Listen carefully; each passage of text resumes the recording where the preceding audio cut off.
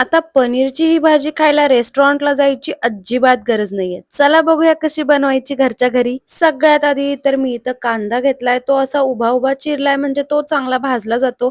त्यानंतर मी इथं टोमॅटो घेतलेत आणि इथं भिजवलेले काजू, आलं आणि लसूण घेतलंय. त्यानंतर इथं मी एका कढईमध्ये आपला हा जो कांदा आहे तो आधी फ्राय करून घेतेय.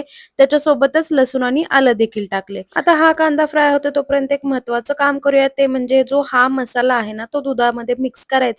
हा मसाला वापरला ना तर तुम्हाला दुसरं काहीही वापरायला लागत नाही. तुम्ही अगदी फर्स्ट टाईम बनवत असाल, किचनमध्ये नवीन असाल तरी देखील तुमची रेसिपी अजिबात चुकणार नाहीये. सो मी रेकमेंड करेल तुम्ही हा मसाला नक्कीच यूज करा. अजिबात पेड प्रमोशन नाहीये, पण हा खरंच खूप छान आहे. थोडा वेळ त्याला दुधामध्ये भिजवून ठेवावा लागतो. तोपर्यंत इथं आपला कांदा छान भाजलाय. त्याच्यामध्ये आता मी टोमॅटो ॲड करतेय. टोमॅटो पण छान परतून मऊ झालं की मग त्याच्यामध्ये भिजवलेले काजू घालायचे आहेत. काजूमुळे आपली जी ग्रेव्ही आहे ती छान अशी थिक होते आणि क्रीमी होते.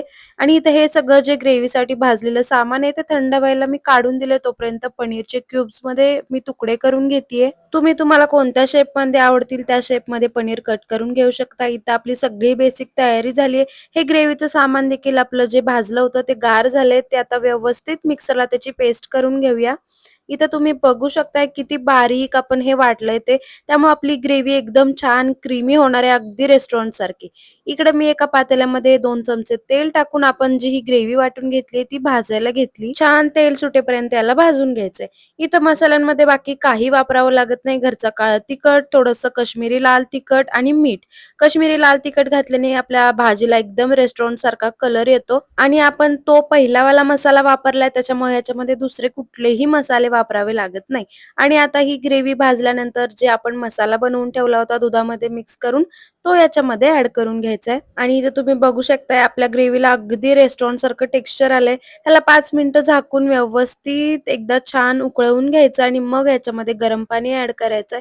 तुम्हाला जितकी पातळ ही ग्रेव्ही हवी आहे तितकं तुम्ही गरम पाणी याच्यामध्ये ॲड करू शकता. आणि आता ह्याला एकदा उकळी आली की मग याच्यामध्ये ॲड करायचे पनीरचे क्यूब्स. खरंच ही भाजी बनवायला इतकी सोपी आहे ना, तुम्ही फर्स्ट टाईम बनवत असाल ना तरी पण अगदी परफेक्ट बनणार आहे. पनीर टाकल्यानंतर 5 मिनिटाला झाकून ठेवायचं. तोपर्यंत साईडला मी एका कढईत 2 चमचे तूप गरम करायला ठेवले आणि त्याच्यामध्ये 1 वाटीभर काजू फ्राय करून घेते. कारण आमच्या घरात पनीरच्या भाजीमध्ये काजू सगळ्यांना आवडतात, त्यामुळे हे तर मस्ट असतं.